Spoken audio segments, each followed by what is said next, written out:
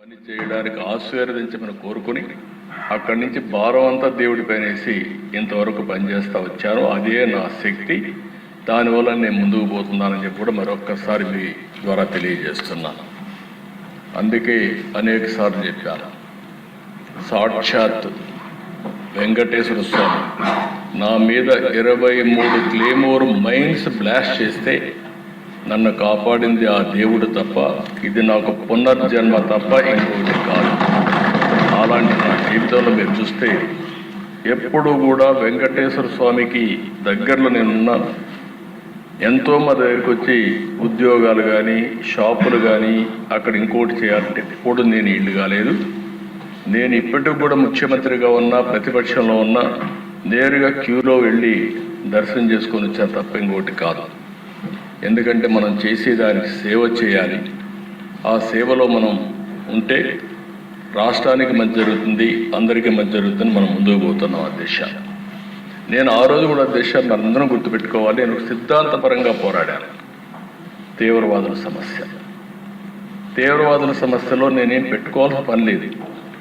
నేను ఒక సిద్ధాంతపరంగా ఇది జరగదు, దీంతో రాష్ట్రం దేశం నష్టపోతుంది కాబట్టి మీరు కూడా మెయిన్ స్ట్రీమ్ లేక రమ్మంటే వారు రాలేదనే ఉద్దేశంతో ఆ రోజు రాష్ట్రంలో ఉండే ప్రత్యేకమైన పరిస్థితులపైన పోరాడాం. కడా నా మీద వాళ్ళు ఇచ్చేసే పరిస్థితి ఇచ్చారు. నేను ఆ రోజు ఏదైతే చెప్పానో ఈరోజు తుది దశకు కూడా తీవ్రవాద సమస్య చేరే పరిస్థితి వచ్చింది. అంటే నిన్న మనం చూస్తూ ఉంటే టాప్ లీడర్స్ అందరూ కూడా సరెండర్ అయ్యే పరిస్థితికి వచ్చారు.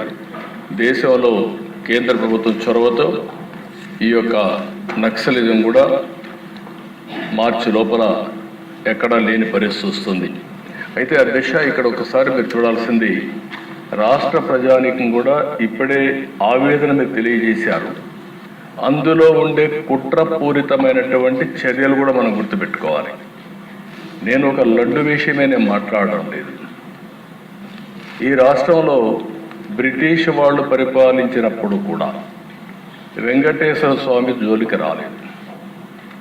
అలాంటిది ఈరోజు ఒక లడ్డు విషయంలోనే కాకుండా అనేక విషయాల్లో ఏం చేశారో మనం ఒకసారి ఆలోచిస్తే మనలో ఉండే ఆవేదన లేకపోతే మనం ఏం చేయాలనో బాధ్యత గుర్తొస్తుంది అధ్యక్ష. అందుకని దీంట్లో కుట్ర కోణం ఉంది.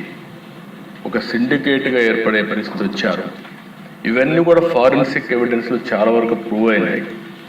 దీన్ని ఏ విధంగా ముందుకు తీసుకుపోవాలో కూడా మనం మాట్లాడుకోవాల్సిన అవసరం ఉంది అధ్యక్ష.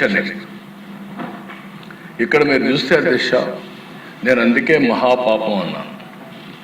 దీన్ని 59,71,000 కేజీలు ఈ యొక్క అడల్టరేషన్ జరిగింది. కల్తీ నెయ్యి వినియోగం చూస్తే 234,51,00,000 నిధులు ఖర్చు పెట్టారు. అదే కాకుండా ఆర్గనైజ్డ్ నేరంతో లడ్డు ప్రసాదం అపవిత్రం చేశారు. ల్యాబ్లు కన్నుగప్పి టెండర్లు దక్కించుకొని, అంటే లీనియంట్వి లేకపోతే ఇది జరిగేది కాదు. 19-24 మధ్యకాలంలో మీరు ఒకసారి చూస్తే 20,01,00,000 లడ్డూలు కల్తీ నెయ్యితో తయారు చేశారు. అధికారులు, నిపుణులు, సిండికేట్ అంతా కలిసే ఇది జరిగింది. ఒకరొకరు కలిసిపోయారు. దీనిపైన 23/1/2026 సిబిఐ ఛార్జ్షీట్ వేసే పరిస్థితికి వచ్చారు. ఆ ఛార్జ్షీట్ కూడా నేను సుప్రీంకోర్టుకు మళ్ళీ ఇక్కడ కూడా 2 విషయాలు మనం గుర్తుపెట్టుకోవాల్సిన అవసరం ఉంది. ఈ కేసు ఏదైతే నా నోటీస్కి వచ్చినప్పుడు నేను ఆ రిపోర్ట్ బేస్ చేసుకొని అనౌన్స్ చేశాను. ఉప ముఖ్యమంత్రి గారు చెప్పినట్టు ఆ రోజు మేము అందరం కూడా ఆలోచించుకొని అనౌన్స్ చేశాం. అనౌన్స్ అంటే నేను చెప్పాను, అడిగితే కూడా నేను వివరాలు చెప్పాను. అది అయిన తర్వాత దీని మీద ఒక సిట్ వేయాలని మేము ఆలోచించాం.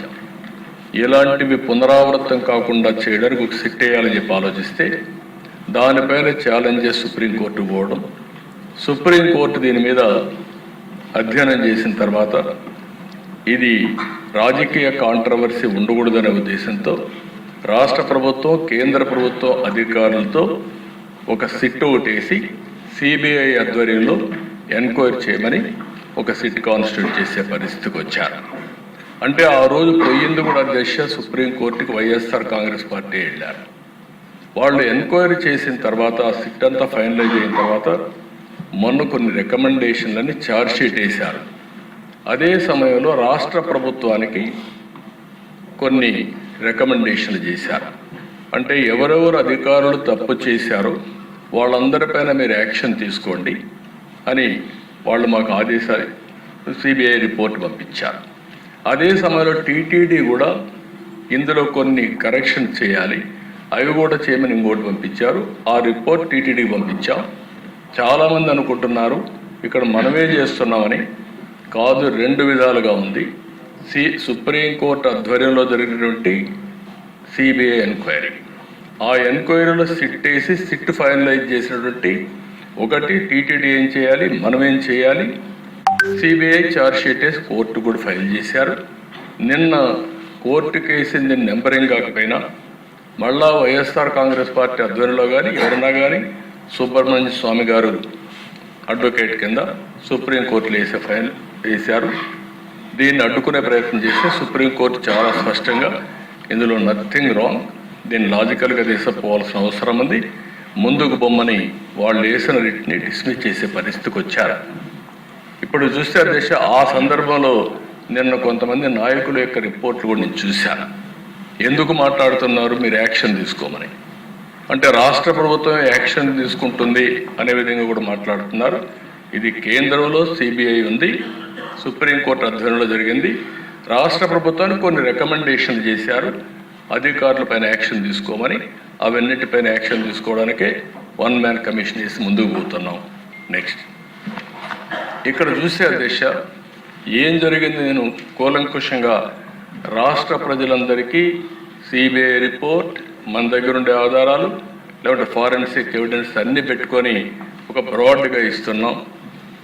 కల్తీ కుట్ర ఏ విధంగా జరిగిందంటే 2020 జనవరి ఫిబ్రవరి టెండర్ నిబంధనలు మార్చి కమిటీ మార్చారు.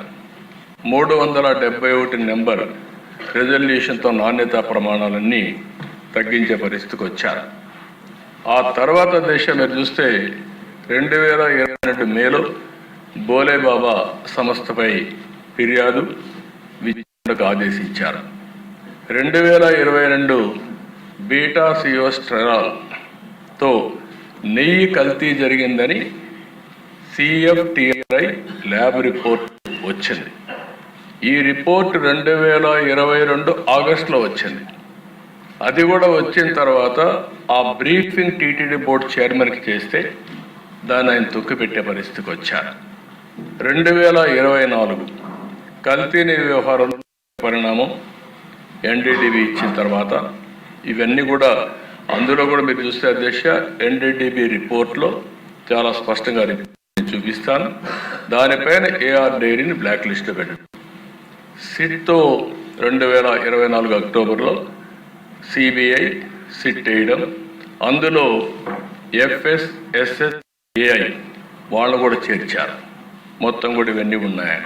26 జనవరి మొన్నే 36 మంది పైన ఒక ఛార్జ్ షీట్ వేశారు. నెక్స్ట్ ఇది చూస్తే అధ్యక్ష మొత్తం ఏ విధంగా జరిగిందని చూస్తే ఇట్ ఈస్ వెరీ క్లియర్. నెయ్యి పాలు ఏమాత్రం లేని కంపెనీలు, అలాంటి కంపెనీలు కెమికల్ ఏ విధంగా తయారు చేస్తారు గాడ్ ఓన్లీ నోస్. అలాంటి కంపెనీలకు ఇచ్చే పరిస్థితికి వచ్చారు.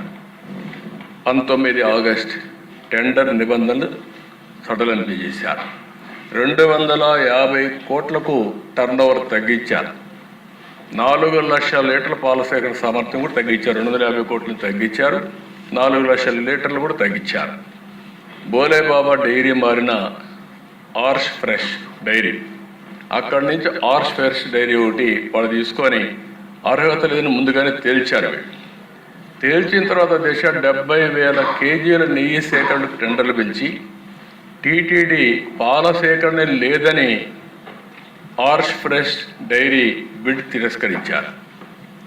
అదే సమయంలో 2019 అక్టోబర్ 2019 డిసెంబర్లో 2% కేజీకి ₹5 కమిషన్తో శ్రీ వైష్ణవి మల్గంగా మిల్క్ సంస్థల్ని కోరిన ఆర్ష్ ఫ్రెష్ ఏ విధంగా కొల్యూడ్ అయ్యారనేదానికి దిస్ ఆర్ ఆల్ ఎగ్జాంపుల్స్. అక్కడి నుంచి 2020 జనవరిలో వైష్ణవి ప్లాంట్ను తనిఖీ చేసి ఉత్పత్తి సామర్థ్యం లేకపోయినా సిఫారసు ఇవ్వడం. ఫిబ్రవరి 2020లో నెయ్యి సరఫరా టెండర్ల నిబంధనలు భారీగా సడలింపజేసి టర్నోవర్, అనుభవం, నెయ్యి తయారీ సామర్థ్యం లేకపోవడం వంటి అంశాల్లో మినహాయింపు ఇవ్వడం, ఎగ్జామ్షన్స్ ఇచ్చారు తెలిసి కూడా. 2020 మార్చి 27,200 కేజీల ఆవు నెయ్యి కొనుగోలుకి వైష్ణవి సంస్థకే సప్లై ఆర్డర్ ఇచ్చారు. 1 లీటర్ మిల్క్ సప్లై ప్రొక్యూర్ చేయని సంస్థకి ఇచ్చే పరిస్థితికి వచ్చారు. 21 మార్చి వైష్ణవి ట్యాంకర్ను పరిశీలించి సరఫరాకు అనుమతించిన RSSVR Subrahmanyam, doctor Venkataswamy Venkata Subrahmanyam. 21 July, September 27లో